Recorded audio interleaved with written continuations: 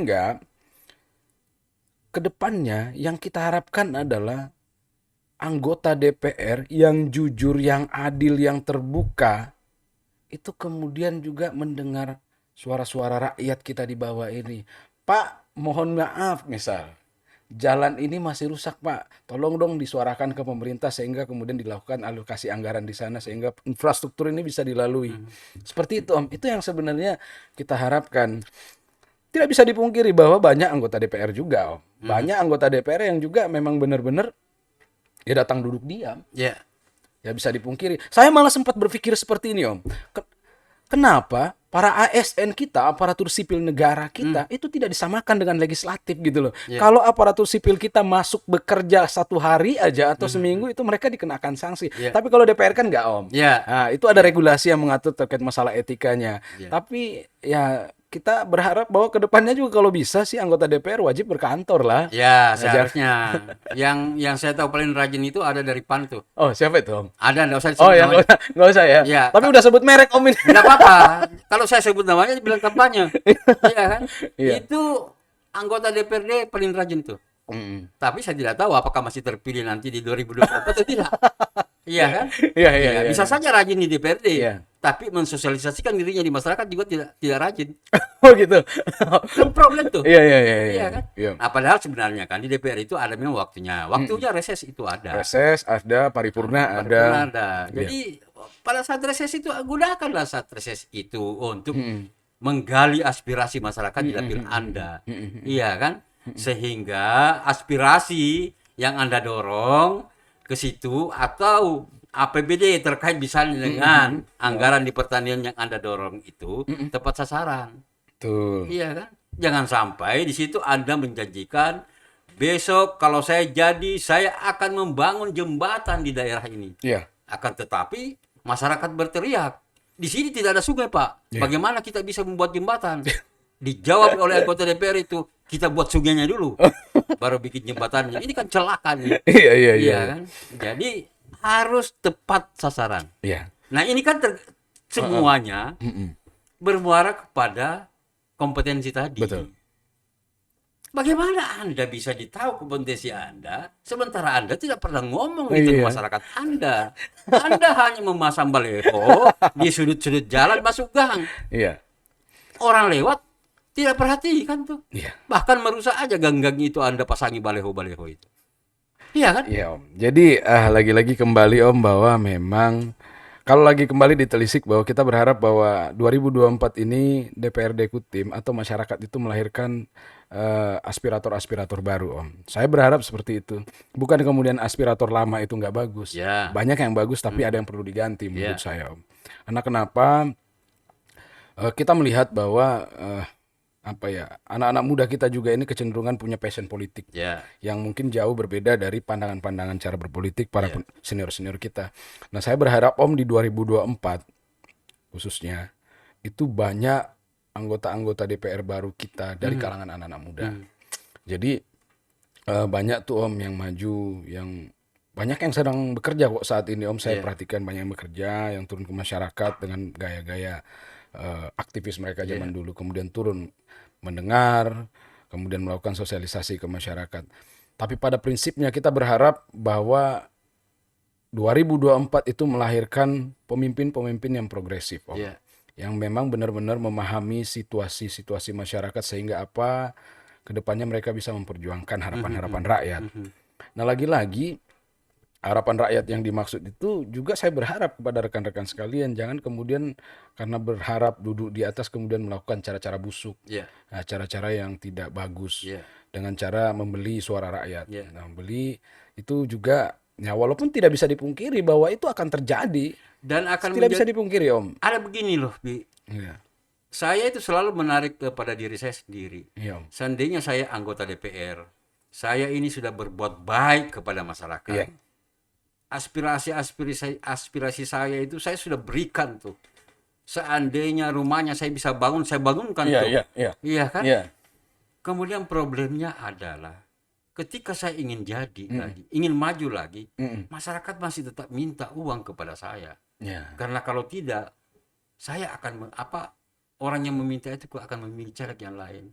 Ini rusak nih. Iya. Bangsa dan negara ini rusak Iya. diakibatkan oleh sistem elektoral. Iya. Ini yang perlu diluruskan sebenarnya Om, bahwa memang masyarakat kita juga jangan kemudian cenderung pragmatis, jangan cenderung apatis melihat situasi politik hari ini. Kenapa saya katakan seperti itu? Karena lagi-lagi bahwa kebijakan-kebijakan politik juga itu sangat berpengaruh di Ya. kehidupan keseharian kita. Termasuk juga bahwa para kontestan-kontestan hari ini juga saya berharap secara pribadi jangan kemudian menggunakan cara-cara yang kurang relevan. Iya. Nah, itu juga akan mempengaruhi publik kita. Iya. Kasihan lah Om, kalau kemudian kita duduk di atas juga nih Om ya. Mhm. Lagi-lagi kalau kita duduk jadi anggota DPR, ini sebenarnya serba dilema nih Om. Si bos si balakam. Iya, duduk di DPR, ini proposal datang beratus-ratus Ya. Om. Nah, saya sempat tanya ke teman-teman, kamu duduk jadi anggota DPR itu udah berapa tamumu hari ini? Udah banyak nih. Oh, kalau Haji Adi dulu, Iya. dia ngomong sama saya, Iya.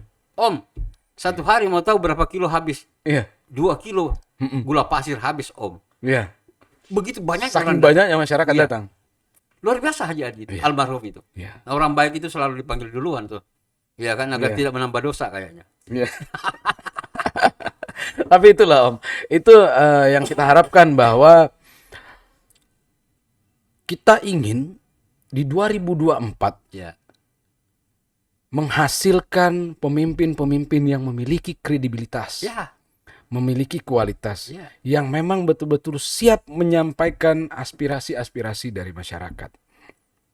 Dan kita juga meminta Om, Ya. terus terang, kepada masyarakat-masyarakat kita agar sadar jangan kemudian terlibat jauh untuk kemudian menjadi bagian dari alat transaksi politik. Iya, iya, iya, iya. Jangan kemudian suara bapak, suara ibu-ibu, suara sahabat dan kawan-kawan sekalian Iya. itu dibeli Betul. dengan harga 500.000, tapi kemudian mengorbankan masa depan kita. Angka 500 ya.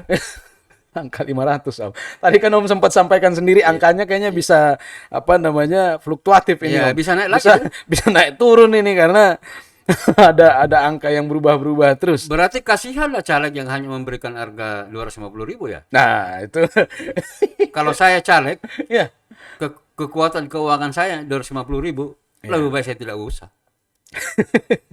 Mengundurkan diri berarti Iya, Om. bukan oh, mengundurkan iya. diri ya. Iya. Ngapain kasih? Oh iya. Sudah pasti ada di atas saya nih. Iya, iya. Betul-betul. Artinya, nah ini yang kita harus lakukan saat ini, bahwa pendidikan politik dan moral politik itu harus dipahami betul-betul oleh masyarakat kita, bahwa segala kebijakan-kebijakan politik itu berpengaruh terhadap kehidupan kita Om. Terus kemudian yang kedua, bahwa moralitas politik ini sudah hancur saat Ya. ini. Bagaimana tidak? Masyarakat saat ini berharap, misal sempat Om juga mulai lihat bahwa ketika kita jalan, berapa sih pasaran sekarang? Iya. Nah, itu kemudian ada menyebutkan 400, ada yang 500, bahkan ada sampai yang 700. Nah, ini yang kemudian membuat masyarakat, wah, Iya, 700 itu paket internet. 700 pakai internet Om Iya. ya. Nah, ini yang Provinsi dan pusat. itu yang tidak kita harapkan dari politik ini. Kita berharap bahwa politik 2024 ini melahirkan betul-betul pemimpin yang punya kredibilitas dan integritas. Anak-anak muda yang sudah masuk atau terjun ke politik hari ini tetap teguh. Iya. Saya berharap bahwa tetap teguh dengan prinsip-prinsip di awal, prinsip dasar bahwa kepentingan rakyat adalah kepentingan segala-galanya untuk kita. Nah, ini yang kita harapkan ketika teman-teman duduk di atas, yaitu yang harus dilakukan, menyuarakan aspirasi-aspirasi masyarakat itu. Tapi kemudian lagi-lagi, saat ini memang tidak bisa dipungkiri bahwa pertempuran ini itu makin kesini tuh makin berat. Iya. Ada incumbent, ada yang non-incumbent itu Iya. kemudian bertempur. Tidak bisa dipungkiri bahwa incumbent punya privilege. Ya. Tidak bisa dipungkiri melalui dana-dana aspirasi dan Betul. kekuatan finansial yang sudah diakumulasikan sejak 4 tahun ini. Itu kita tidak bisa pungkiri. Mereka ke masyarakat itu dibiayai oleh negara melalui Iya. reses kan? Itulah yang dimaksud dengan privilege Iya, Om kan. Privilege, mereka datang melakukan reses, melakukan sosialisasi kepada masyarakat. Itu juga menggunakan privilege. Nah, inilah yang kemudian menjadi plusnya teman-teman incumbent, Incumbent, ya. yang juga menjadi permasalahan buat teman-teman yang ada sekarang. Iya. Tapi saya melihat sebagian besar anak-anak muda ini juga itu melihatnya bukan sebagai permasalahan. Iya, iya. Itu melihatnya sebagai tantangan. Tantangan dan peluang mereka. Tantangan dan peluang. Saya yakin bahwa 2024 ini caleg-caleg baru juga banyak para fighter, Om. Iya. Walaupun ada yang menggunakan privilege dan saya yakin mereka punya kualitas. Mereka punya Saya kualitas. terang-terangan aja lah menyebutkan salah satu anak muda yang saya kagumi ya. Iya. Ini mohon maaf, saya harus ngomong nih. Iya, iya, iya. Iya kan? Iya. Agar supaya seimbang lah. Benar, benar, Jangan benar. kita hanya menyalahkan masyarakat, Iya, iya, menyalahkan betul. caleg. Betul. Tapi kita juga harus tampilkan siapa caleg yang luar biasa sosialisasinya di Iya, masyarakat. iya, iya. Kahirudin itu dari Partai Demokrat. Kahirudin dari Partai Demokrat. Di dapil 4 kalau nggak salah. Heeh. Itu anak yang paling rajin turun ke lapangan. Anak yang paling rajin turun ke lapangan ya, Om. Persoalan dia dipilih atau tidak, iya kan? Iya. Itu kan persoalan lain. Ah. Tapi ikhtiarnya ini luar biasa nih. Nah, kita mengharapkan sebenarnya caleg-caleg itu begitu. Iya. Jangan caleg-caleg ini mempercayakan kepada timnya, lalu pergi mendata, minta KTP. KTP-nya dibuatin apa, Om? Hah? Mau dirujak kali? Iya kan? Oh, kirain KTP dikumpulin nanti persiapan mendata amunisi, Om. Nah itu dia. Oh, iya. Dia kan di situ, disuruhlah timnya, ya kan, dikasih 50.000. Sampai ada satu caleg 10.000 katanya surat datanya. Wih, luar biasa. Iya. Tuh. Kalau 10.000 kali 500.000 itu kan 5 miliar. Luar biasa kan? Nggak usah lah kita sebutkan namanya. Iya. Orang sudah tahu siapa Iya. itu. Kalau Tapi saya bilang salah satu contoh calon anggota legislatif, Iya. ya kebetulan dia juga mahasiswa yang Ya, aktivis. ya kan, dan dia mencontoh seniornya sebenarnya. Iya. Dia mencontoh Haji Irwan. Iya. Bagaimana Haji Irwan bisa duduk di DPR RI itu tanpa 1 sen pun memberikan uang ke masyarakat agar dia dipilih. Betul. Itu. Iya, iya. Tetapi apa yang kemudian kita lihat hasil dari perjuangan Haji Irwan di DPR RI. Iya. Dia mampu mendatangkan APBD selama 4 tahun ke Kaltim itu sekitar 17 triliun. Iya. Jalan-jalan kita, khususnya jalan nasional sudah mulai baik. Iya. Kita mengharapkan anggota DPR seperti itu. Siap. Ya, Om. Itu yang harusnya dilakukan calon anggota legislatif incumbent. Iya. Jangan pada di ujung-ujung mau pemilihan baru sibuk memperlihatkan aktivitasnya di lapangan. Iya, dan sebagainya. Ya, artinya lagi-lagi kembali, Om, kalau secara prinsip bahwa setiap para kandidat-kandidat caleg kita ini tuh memang menghadapi berbagai macam problematika. Iya. Problematikanya masing-masing. Tapi lagi-lagi kembali pada kemampuan personal mereka untuk Ya, kemudian persoalan kapasitas, ya, persoalan kompetensi sebenarnya. Ya kan? betul. Kalau dia memiliki kompetensi, dia bisa mengeksekusi persoalan-persoalan di masyarakat, maka dia akan cepat tanggap terkait dengan persoalan-persoalan yang dihadapi oleh masyarakatnya. Betul. Bukan cepat tanggap ketika pileg itu mendekati hari hanya. Itu kan yang banyak tuh. Iya. Akhirnya timbullah masyarakat ngomong, dia datangi kita karena ada maunya lagi. Padahal seharusnya dari awal tuh, ketika habis dilantik, iya kan, itu udah mulai bekerja tuh. Udah mulai bekerja. Turun ke masyarakat, Betul. tampilkan di media sosialmu. Betul. Kan ada contoh tuh Haji Irwan tuh.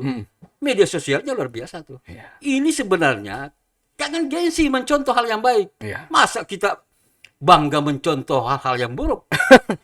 Iya kan? Iya. Tapi kalau saya pribadi, Om, itu melihatnya memang benar-benar kita harapkan bahwa anggota DPR yang dilahirkan di 2024 ini memang benar-benar memiliki kualitas dan kapasitas, betupun integritas. Itu yang kita harapkan. Iya. Sehingga kedepannya pembangunan Kutai Timur itu bisa kita kawal sama-sama. Dan caleg-caleg di 2024 ini Iya. yang pernah duduk di podcast Om WP, kalau Iya. dia jadi, Iya. saya akan teriak terus di podcast ini. Oh, malah jadi ini, Om, ya, malah jadi oposisi buat mereka. Oh iya, jadi oposisi dong. Dia akan berjanji tuh. Iya. Di setiap Iya. pembicaraan tuh bahwa nanti saya akan begini, saya akan begini tuh. Iya. Dan itu kan ada rekam jejak digitalnya tuh. Betul, Om. Saya simpan. jadi mereka nggak macam-macam lagi, Om, ya. Nggak bisa tuh. Kamu janji loh dulu waktu di podcast Iya. waktu ngomong. Saya khawatir ini caleg-caleg yang sudah di podcast tapi tidak mau atau tidak berani tampil di podcast, Iya. takut tuh direkam tuh, Iya. rekam jejaknya kan. Pada prinsipnya sebenarnya, Om, kita sangat berharap semua rekan-rekan kita yang maju dalam kontes pemilihan anggota legislatif kita di 2024 ini semuanya itu mempunyai jiwa yang besar. Ya, Jiwa yang besar yang dimaksud adalah memang benar-benar mereka turun mengutamakan kepentingan rakyat. ya, Dan berharap pun bahwa, saya sangat berharap bahwa stop jadi caleg pujungan deh. Ya. Gitu loh. Stop jadi caleg pujungan yang cuman mau gaya-gayaan. Waktunya sekarang kita memang benar-benar harus siap bekerja untuk masyarakat. ya, Nah, saya juga melihat ada banyak banyak contoh yang kemudian menjadikan kita lebih semangat sebenarnya anak muda ini untuk turun jauh ke politik. Ini sebenarnya bukan turun jauh ke politik itu maksudnya bukan bergabung dengan partai ya, politik ya, kemudian ya. dianggap Ya. turun ya. Kita ngomong begini juga itu karena kita Ya. cinta politik. Betul. Kita bagian dari politik Ya. itu sendiri. Ya. Ya benar Om. Kita manusia-manusia politik dan Ya. terkadang manusia-manusia politik itu kecenderungan merdeka dia. Om. Ya. Nah, jadi lagi-lagi prinsipnya masyarakat harus kita cerdaskan dengan pemahaman-pemahaman politik yang terbuka sehingga nantinya masyarakat juga tidak cenderung pragmatis dan apatis.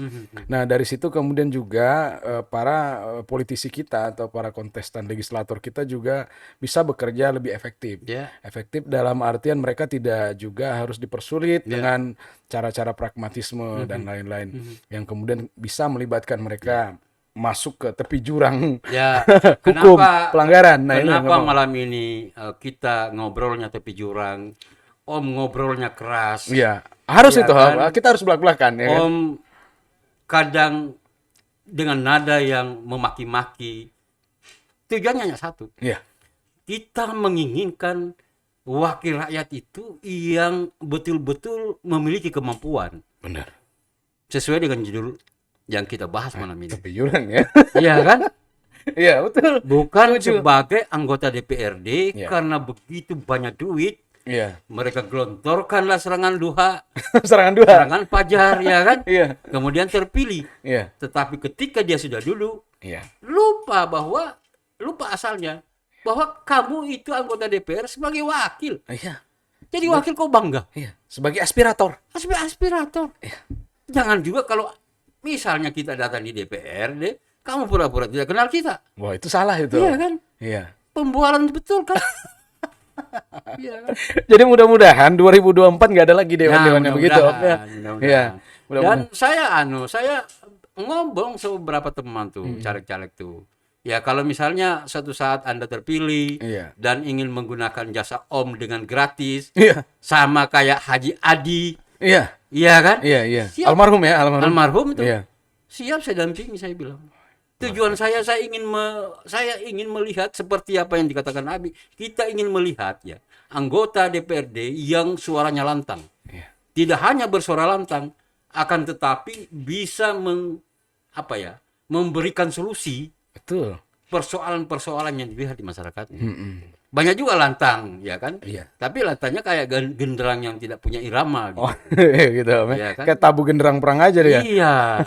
Kita Nggak butuh seirama Om ya. kita butuh yang menabuh genderang itu seirama, Iya. ya kan? Di situ maksudnya itu ada Iya. etika lah, ya Iya. kan? Saya bilang sama Haji Adi, tidak apa-apa gunakan jiwa premanmu. Iya. Hanya satu pesan saya, saya bilang, apa Om? Yang penting kamu tidak lempar orang pada saat kau bicara, Iya. kau tidak tempeleng orang Iya. pada saat kau Iya. bicara. Iya. Kamu maki-maki orang, silakan. Iya. Kamu punya hak untuk memaki-maki orang sebagai Iya. anggota DPR. Betul. Itu privilege yang didapatkan oleh anggota dewan. Memang ya kata kasarnya anggota dewan digaji untuk bicara. Digaji untuk bicara. Iya kan Iya. Om kan? Digaji untuk bicara. Bukan membebek itu loh. Iya kan, apa yang dikatakan kontroversinya, iya yang penting aspirasinya banyak. Iya. Itu kan merusak di negara itu. Iya, betul Om. Jadi lagi-lagi kita juga meminta kepada masyarakat bahwa jeli-jelilah memilih anggota Ya. DPR kita yang baru nanti. Kita berharap bahwa memang di 2024 itu menghasilkan atau melahirkan pemimpin-pemimpin baru yang memiliki gagasan-gagasan yang strategis. Sehingga ke depannya masyarakat juga merasa tidak ditinggalkan. Nah, kan banyak tuh Om yang kejadian seperti itu. Nah, lagi-lagi juga masyarakat kita himbau untuk tidak menggunakan pola-pola pragmatisnya atau kemudian apatis terhadap politik. Janganlah. Kenapa? Karena memang Lagi-lagi kembali udah 3 kali kita sebutkan ya Om, bahwa kebijakan politik itu berpengaruh dalam kehidupan keseharian kita. Persoalan harga garam aja diatur oleh politik kok. Iya benar-benar. Nah itu yang kemudian juga kita minta kepada anak-anak milenial. Iya. Milenial ini kan juga baru Om ya. Banyak anak-anak milenial kita nantinya juga akan terlibat dalam proses kontestasi pilcaleg kita ini di 2024. Kita harapkan kepada saudara-saudara milenial juga harus jeli melihat bahwa siapa yang memiliki kualitas dan integritas itulah yang kemudian kita harus dorong sama-sama. Mudah-mudahan di 2024 itu memang ada lagi ya Om ya. Ada lagi anggota-anggota DPR yang siap memang benar-benar bersuara lantang di DPR, bersuara lantang di DPR untuk menyampaikan aspirasi rakyat. Dan itu yang saat ini kita agak kurang mendengarnya lagi Om. Kebanyakan memang benar-benar ya hanya melakukan negosiasi antar kepentingan saja. Itu yang Om maksud itu berbicara di ruang hampa. Dan masyarakat kan tidak tahu di situ apa yang kalian bicarakan. Apakah men-split APBD atau gimana? Kita kan tidak tahu tuh. Iya kan? Iya. Walaupun infonya ada juga. Ada juga ya? Iya. Iya kan? Ya omong-omong begini kan Om tahu. Iya kan? Ini tepi jurang betul ini. Diatur-atur lah anggaran itu. Kemudian ada salahnya disalahkan lah eksekutif itu. Iya. Iya kan? Padahal sebenarnya Oh gitu ya Om ya? oh ya iya. Nah udahlah kita benar. Kita bisa sembunyi-sembunyi keadaan Ini udah tepi jurang betul ini Om. Ya, silakan aja kalau ada yang mengkomplain. Iya. kan? Artinya inilah kemudian realitas yang ada. Iya. Kita harus jelaskan realitas ini sehingga juga sampai di masyarakat. Iya. Kita berharap dengan adanya realitas ini juga masyarakat terdidik. Nah, Kan gitu Om ya. Betul. Terus kemudian dengan terdidiknya masyarakat ini juga para caleg-caleg tidak harus mengeluarkan kos lebih. Iya. Sehingga kemudian nantinya bisa mempermudah mereka untuk Nah, jalan. kemudian ke depan itu mudah-mudahan orang-orang atau partai-partai politik yang memiliki anggota DPR yang memiliki kualifikasi ya. Iya. Memiliki kompetensi, memiliki kredibilitas, Iya. kemudian integritas. Betul. Justru itu partai pemenang. Iya. Sehingga ada ketua DPR yang betul-betul bukan ketua DPR yang bisa dimainkan oleh anggotanya. Oh, jadi maksudnya ketua DPR kehilangan ini marwah. Iya. Oh gitu. Kita kan mau anggota DPR, ketua DPR itu sebanding cara berpikirnya dengan bupatinya. Oh gitu. Sehingga kebijakan yang dikeluarkannya di DPR itu sebagai wakil rakyat, iya kan, akumulasi daripada pikiran-pikiran 40 anggota DPR itu setara dengan ketua DPR-nya. Oh, iya kan? Jangan ketua DPR-nya hanya datang dipanggil di situ didampingi gunting pita, ngapain jadi ketua DPR seperti itu? Itu bukan di sini. Iya kan? Di tempat lain. Oh, di tempat lain ya. Iya, walaupun sebenarnya ini ada calon presiden mengatakan apa itu? Apa istilahnya tuh? Etika. Persoalan itu negara-negara lain karena kita tidak mau sebut tuh. Yang seperti Abi sering ngomong tuh. Apa ya? Itu aku udah paham itu Om. Ya, itu kan. Aku udah paham itu maksudnya itu. Udah paham banget analoginya kan. Iya. Karena kita merasa tidak bebas berbicara, akhirnya kita buatkanlah analogi hal-hal yang aneh-aneh sebenarnya. Ya walaupun ya siapa tahu juga di Kabupaten Timur begitu ketua DPR-nya kan. Kita berharap seperti itu. Nanti dilahirkan. Kita berharap lagi-lagi kita berharap bahwa ke depannya ada lahir pimpinan-pimpinan yang memang betul-betul menguasai, memahami situasi-situasi yang sedang dihadapi oleh masyarakat Kutai Timur. Tapi lagi-lagi Om, saya pengen kembali ke diskusi kita di awal bahwa milenial, kalau dari pandangan kami dari mata milenial Om, melihat bahwa kita butuh anggota DPR yang memiliki kualitas dan integritas. Kita sendiri melihat bahwa saat ini banyak anak-anak muda, khususnya baik itu pro hire yang sudah pro hire di memahami situasi masyarakat lewat keaktivisannya mereka, terus kemudian ada juga yang kemudian mendapatkan privilege yang kemudian kita sebut sebagai fresh graduate. Nah itu sebenarnya yang kita harapkan mereka juga harus punya kemampuan yang setara dengan teman-teman yang ada ini, sehingga nantinya mereka duduk di atas itu bukan hanya sekedar dapat privilege saja, tapi kemudian mereka benar-benar duduk siap menyampaikan aspirasinya kepada pemerintah terkait. Nah, pertanyaan Om begini, kira-kira kaum milenial itu memberi nilai kepada caleg-caleg ini yang sesuai dengan kebutuhan legislatif kita itu ya bagaimana sih sebenarnya? Ya, artinya gini Om. Memberi nilai itu dalam konteks melihat track record mereka. Jadi perlu kita memilih, kalau mau memilih caleg lihat track recordnya. Ya. Jadi sempat ramai nih Om Ya. bicara track record dan etik. Ya. Jadi kita harus perlu menilai track record seseorang. Memilih pemimpin itu juga harus dilihat dari track recordnya. Kemudian yang kedua adalah memastikan bahwa mereka punya kualitas. Track record yang dimaksud adalah bagaimana mereka sebelum maju di caleg. Rekam jejak. Rekam jejaknya rekam mereka. jejak, ya. Itu gimana, bagus nggak, benar-benar berjuang nggak untuk masyarakat. Nah itu yang perlu kita perhatikan. Jangan kucuk-kucuk tiba jadi caleg, tiba-tiba kemudian jadi pembela rakyat. Nah ini yang nggak bisa. Bagi saya, mohon maaf nih Om, bagi saya orang yang selama ini bergelut di dunia aktivis, bergelut di dunia organisasi, itu memang benar-benar paling tidak suka dengan orang-orang yang memiliki karakter tersebut. Kita berharap melahirkan pemimpin yang melalui proses. Itu yang kita maksud bahwa memilih pemimpin itu jangan instan. Kita harus memilih pemimpin yang dilahirkan by proses. Jangan kemudian pada saat ini kemudian mereka tiba-tiba seolah-olah paling berjuang untuk rakyat. Nah itu mohon maaf. Itu gampang menilainya sebenarnya, Tibi. Iya, gimana tuh? Itu bisa dinilai di media sosial. Oh iya. Caleg-caleg baru itu tiba-tiba muncul. Ada akun Facebook. Tapi begitu kalah akun Facebook itu hilang. Itu kan banyak tuh. Iya kan? Dulu waktu caleg, wah udah hebat lah gitu.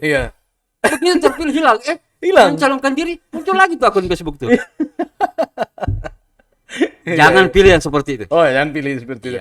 Istilahnya pasang surut dalam perjuangan. Nah, itu dia. Jadi nggak revolusioner ceritanya. Kalau kita bicara progresif revolusioner, progresif itu kemudian kita harus berjuang step by step melalui prosedurnya, kemudian revolusioner adalah bertahan sampai akhir. Kan seperti itu Om kan? Iya kan? Tapi faktanya memang Om banyak seperti itu. Tapi lagi-lagi kalau kemudian mau menilai dari mata milenial, milenial ini sebenarnya Om punya cara memahami sendiri. Nah, ini yang kita luruskan saat ini bahwa milenial jangan terjebak dengan pamflet atau spanduk atau baliho yang hanya terkesan memang benar-benar membranding seseorang melalui editan-editan komputer seperti itu. Nah itu kita nggak pengen. Kita memang benar-benar lihat track recordnya.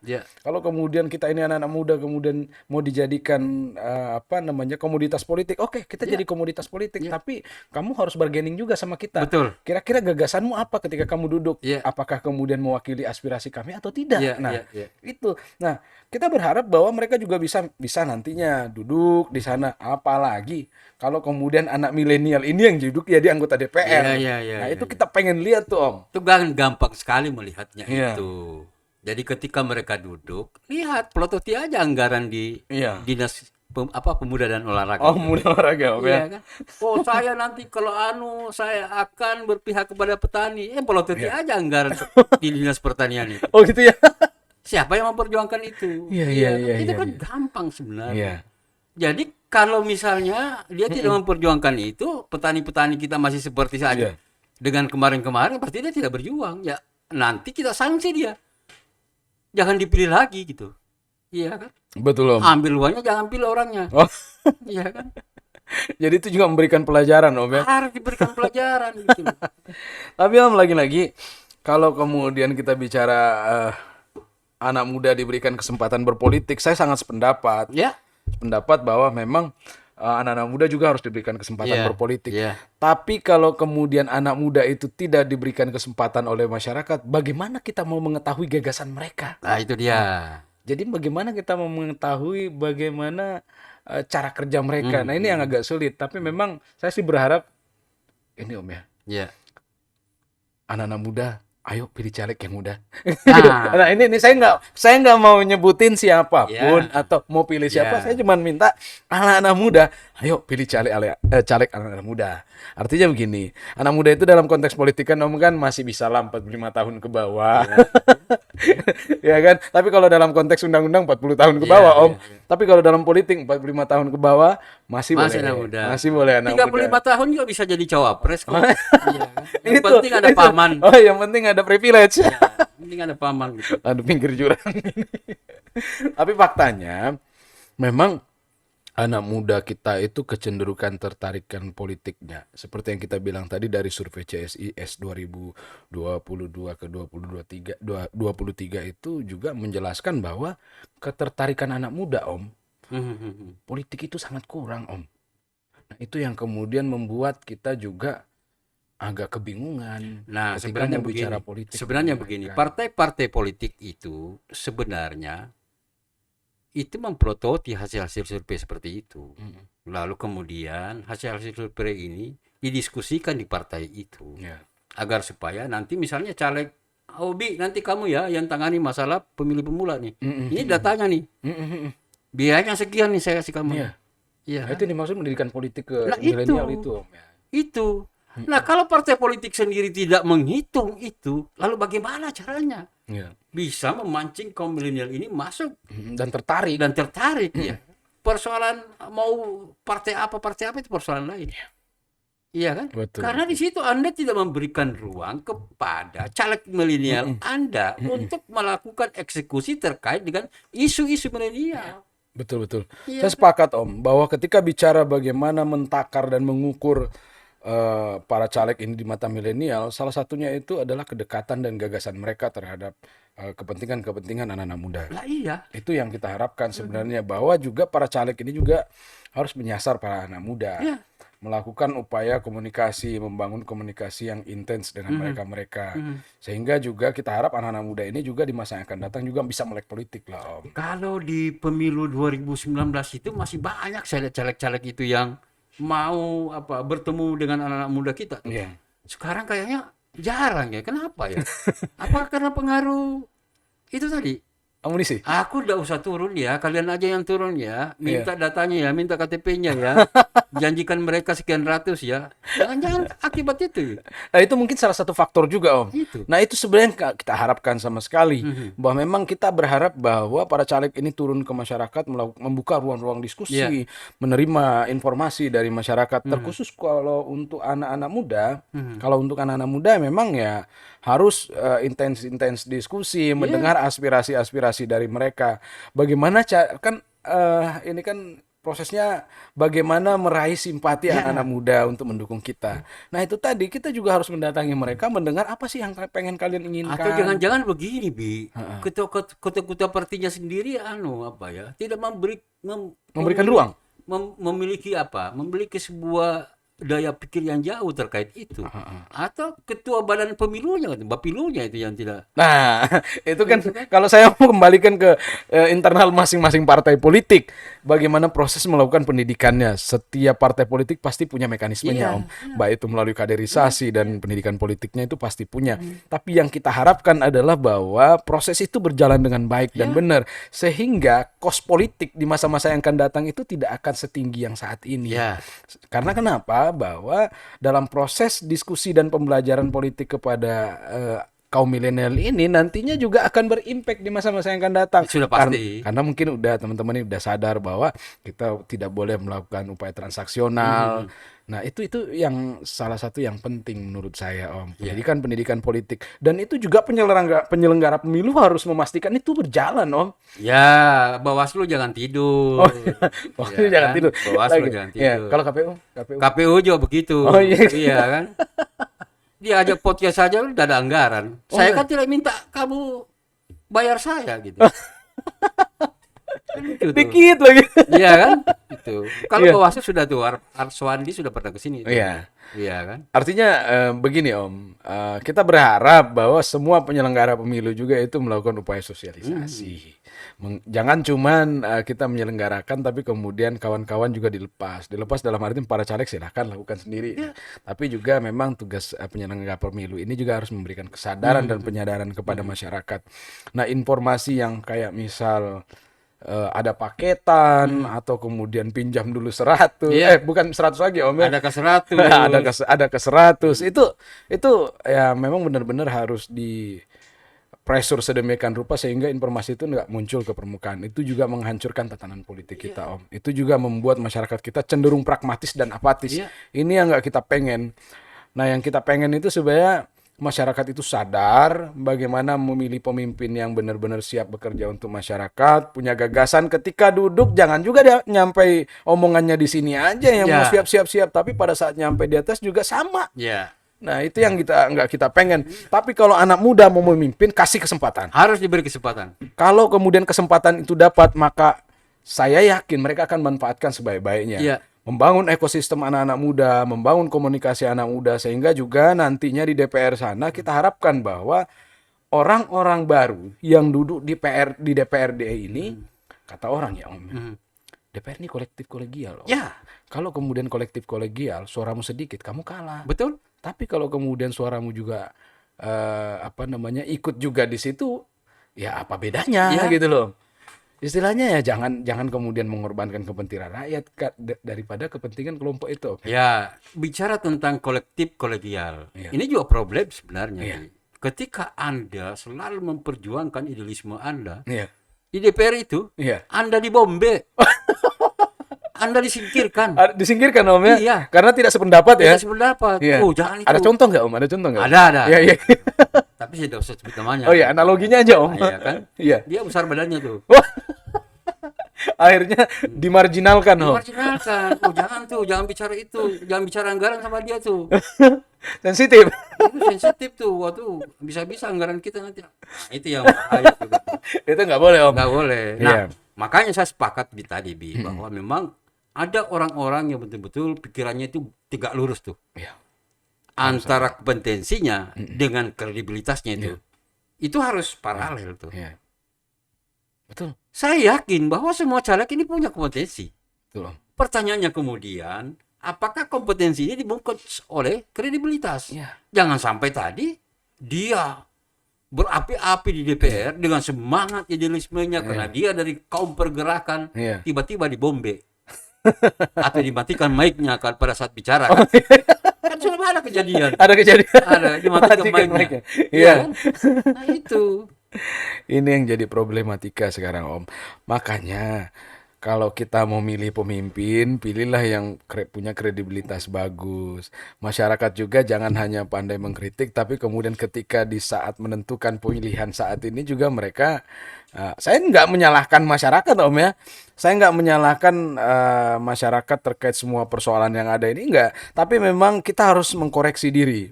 Mengkoreksi diri, para anggota legislatif juga kita harus mengkoreksi diri.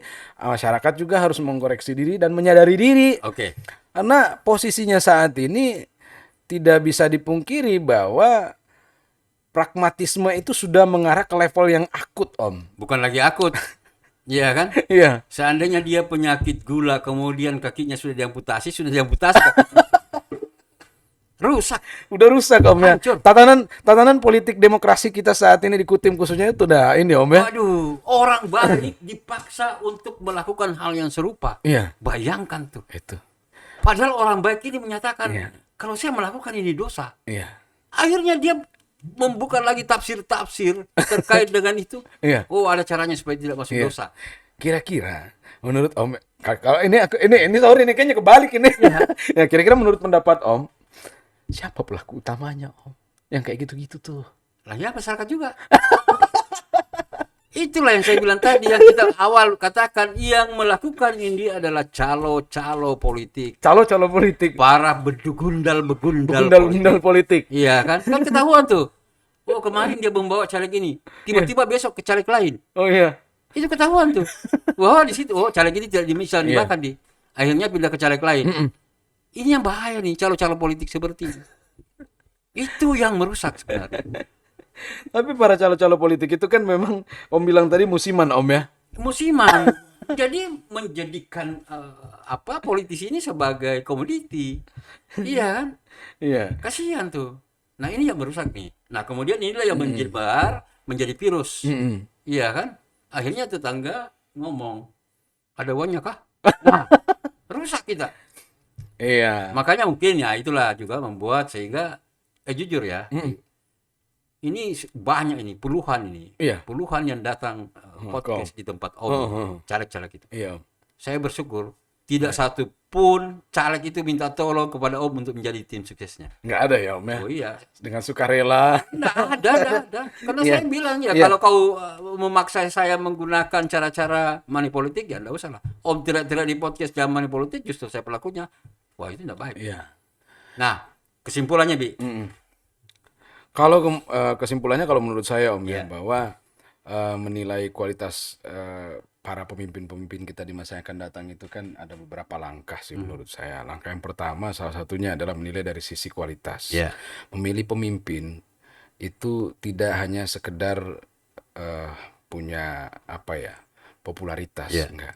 Tapi memang harus dipilih dengan kualitas. Dasarnya adalah memilih kualitas dan integritas. Yang kita harapkan adalah nantinya lahir pemimpin-pemimpin yang pro terhadap kepedulian pro terhadap kepentingan masyarakat, pro terhadap kaum-kaum apa namanya termarginalkan. Itu yang kita harapkan. Terus kemudian yang kedua adalah secara pemahaman ideologis. Jadi pemahaman-pemahaman ideologis yang dimaksud itu menurut saya Om ya, mereka harus memiliki rasa kebatinan terhadap persoalan yang dihadapi rakyat. Masyarakat atau anggota DPR yang akan bertempur di 14 Februari nanti juga harus mengemban suara-suara rakyat Om. Sehingga ketika mereka duduk siap memperjuangkan rakyat itu sendiri. Nah, jangan kemudian hari ini juga masyarakat hanya dijadikan komoditas politik semata, apalagi dengan cara-cara transaksional itu kita tidak terlalu ingin apa namanya jauh tercebur ke level yang kita sebut akut tadi Om, bahwa cara-cara politik kotor itu juga sangat mempengaruhi apa namanya masa depan anak-anak muda kita. Nah, hari ini kita lakukan sekali, itu juga akan terus terjadi di masa-masa yang akan datang ketika kita melakukan pendidikan politik itu. Nah, kemudian selanjutnya Om, menurut saya kesimpulannya adalah silakan semua rekan-rekan bertarung, mengambil hati rakyat, menjemput suara-suara rakyat, memastikan bahwa para rakyat itu juga diemban amanahnya ketika sampai di parlemen atas. Yang paling penting adalah tetap menjadi bagian dari rakyat. Tetap sampaikan aspirasi suara-suara yang memang benar-benar berkaitan dengan kepentingan rakyat. Kalau untuk kaum milenial, saya hanya meminta bahwa kemudian marilah kawan-kawan kita pilih yang memang benar-benar berkualitas dan memiliki integritas. Sehingga di masa-masa yang akan datang kita menikmati apa yang kita inginkan. Kita hadirkan pemimpin yang jujur, adil, amanah, dan siap berjuang untuk rakyat. Mungkin itu Om. Oke, baik. Sebelum saya mengakhiri podcast ini, yang ingin Om simpulkan dari diskusi ini, bahwa satu, masyarakat yang berkualitaslah yang menentukan wakil rakyat yang berkualitas. Kualitasnya bagaimana? Jangan mau diiming-iming oleh sedikit rupiah sehingga Anda memilih wakil rakyat. Tetapi pilih dan lihatlah apa yang telah wakil rakyat ini lakukan jauh sebelum dia mencalonkan diri. Ibaratnya suami yang baik akan bertemu dengan istri yang baik. Anggota DPRD yang baik akan ditentukan oleh masyarakat yang baik. Jika Anda masih tetap saja mau memilih wakil-wakil Anda di DPR itu berdasarkan 500 atau berdasarkan paketan, maka akan Anda rasakan bagaimana sakitnya jika paketan Anda habis. Anda tidak mungkin kaya dengan harga 500.000. Akan tetapi Anda akan puas jika memilih wakil rakyat yang benar-benar memiliki kredibilitas. Bukan hanya kemampuannya saja. Karena banyak orang yang mampu tapi tidak memiliki kredibilitas. Tidak memiliki integritas.